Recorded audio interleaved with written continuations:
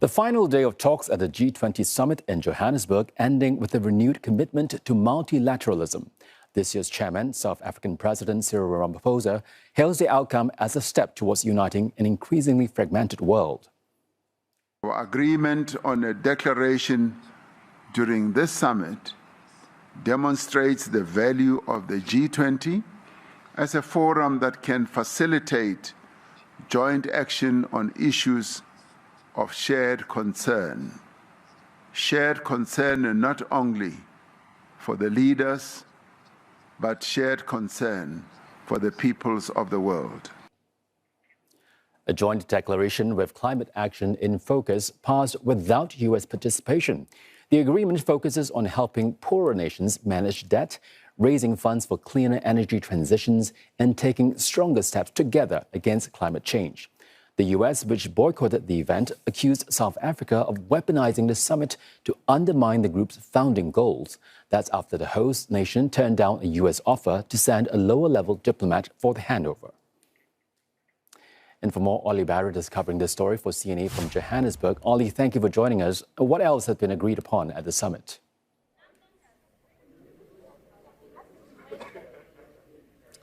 Well, in many ways, the declaration is full of a lot of ambitions and themes rather than specific deliverables. But Cyril Ramaphosa, in closing the summit, did say that this is a declaration that is more than words. And he does say that there are funding mechanisms, for example, that are going to be set up to make sure that the energy transition can take place in a just way. There are going to be changes at different international lending institutions, he says, that can free up funding for countries, particularly in Africa and the developing world, which have unsustainable debt levels. There are agreements to cooperate around artificial intelligence and making sure that the development of AI is something that benefits individuals and households and companies and countries all across the world.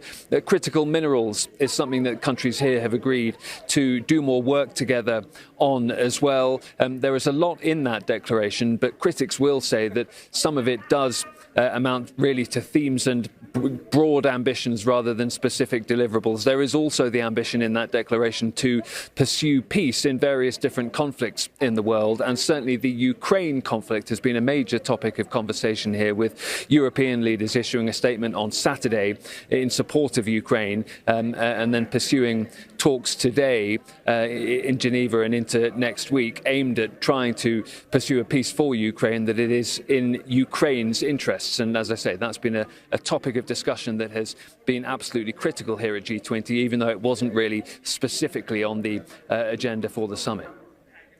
Now, Olly, how would the growing rift between the US and South Africa impact relations beyond G20?